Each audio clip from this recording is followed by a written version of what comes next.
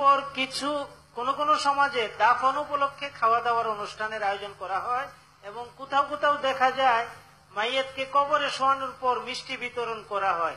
ইসলামের দৃষ্টিতে এই বিষয়টি কি? ইসলামের দৃষ্টিতে না, আমার দৃষ্টিতে এটা খুবই ভালো। যারা মরা উপলক্ষে খাওয়াই মিষ্টি দেয়, আমার বলবেন আমি খাস দোয়া করব যেন ওদের বাড়িতে প্রতিদিন একটা করে মরে। আচ্ছা বলেন তো, মিষ্টি কি আনন্দের প্রকাশ না বেদনার প্রকাশ? তাহলে নিশ্চয় তাদের মানুষ মরলে তারা খুব আনন্দিত হয়। দেখা যায় তাদের জন্য দোয়া করবো, আল্লাহ এত ভালো মানুষ, ওদের বাড়িতে প্রতিদিন একটা মরুক, আল্লাহ আমরা প্রতিদিন মিষ্টি খাবো আর খানা খাবো, ঠিক আছে না? এটা একটা বর্বর প্রথা। একদিকে শরিয়াতে বেদাত, কারণ রাসূলুল্লাহ সাল্লাল্লাহু আলাইহি ওয়াসাল্লাম সাহাবীদের আপনজনেরা মারা গেছেন না, তারা সদাকায়ে জারিয়া করতেন। প্রথম কথা, মৃত্যুর 3 দিনের ভিতরে যাদের বাড়িতে মারা যায় তাদের রান্না করাই না, যে পাড়াপড়শিরা খাওয়াবে আর আমরা উল্টো তাদের বাড়ি খাই।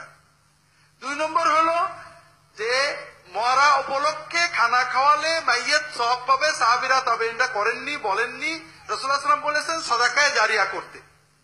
একজন মানুষের, আবারও বলি ভাইরা, এই আমার অভিজ্ঞতা থেকে বলছি, আমার বিশ্ববিদ্যালয়ে একজন অফিসারের মা মারা গেছে, খানা খাওয়াতে হবে। আর খানা খাওয়ার ব্যাপারে সমাজের মানুষের খুবই আগ্রহ। বাপ মরেছে খাওয়াইলো না, কৃপণ বলে না। কারণ সমাজে 2টো খানা ফ্রি, একটা হলো বরযাত্রী খানা আর একটা মৌতে খানা। আর বাঙালি এত লোভী, এই ফ্রি খানা খাওয়ার জন্য মানুষের উপরে এই অত্যাচার করে। বাপ মরে গেলে খাওয়াবি না? আরে আমার বাপ মরে গেলে কি আমি খুশি হয়ে নিতে খাওয়াবো? আমার ছেলে বিয়েতে খাওয়াবো, খেয়ে দেও, বাপ মরে খাওয়াবো কেন? বাপ মরলে কি করতে হবে? রাসূলুল্লাহ বলে সাদাকায়ে জারিয়া করতে। ওই গল্পটা বলি। বিশ্ববিদ্যালয়ের একজন অফিসার, নাম বললে আপনারা চিনবেন, উনি আমাকে বলছেন, আমি তখন ইসলামিক টিভিতে আলোচনা করতাম। তিনি বলছেন যে টিভির আলোচনা করছেন, আমি আমার বাপ বসে শুনছি। এখন গ্রামের সবাই বলছে বাপ মা মরে গেছে, খানা করতে বিরাট, বাপ ছেলেরা সবাই অফিসার, সচ্ছল, সমাজের মাতবর। এখন এই উপলক্ষে কথা হচ্ছে, আপনার আলোচনা হচ্ছে।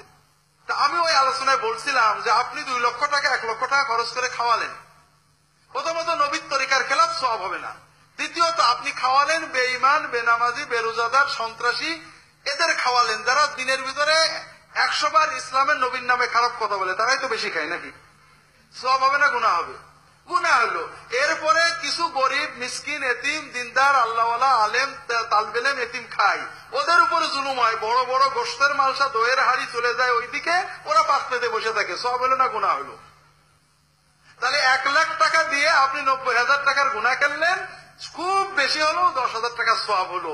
আপনি কি প্রতি বছর 1 লাখ টাকার খানা করতে পারবেন নাকি? পারবেন না? পারবেন না। যদি আপনি ওই 1 লাখ টাকা মসজিদ বানাতেন, মাদ্রাসা বানাতেন, সাদাকায়ে জারিয়া করতেন, তাহলে আপনার বাবা মা কিয়ামত পর্যন্ত প্রতিদিন এই টাকার সওয়াবটা পেতে থাকবে। আমার ওই ভাই বলছে, স্যার আপনার এই কথা শুনে বাপ উঠলো লাভ দিয়ে, আমি কোনো খানা করব না, জাঙ্গালিয়ার হুজুরের মাদ্রাসায় একটা বড় ঘর করবো। কথা বোঝেননি? আসলে ভাইরা আমরা ভুল বুঝি। এই খানা সামাজিকতা, এর ভিতরে সওয়াব তো নেই, গুনাহ হবে। আপনারা সাদাকায়ে জারিয়া করবেন, কিছু না পারলে এতিমখানায় গরু দিয়ে দেবেন, ছাগল দিয়ে দেবেন। সাদাকা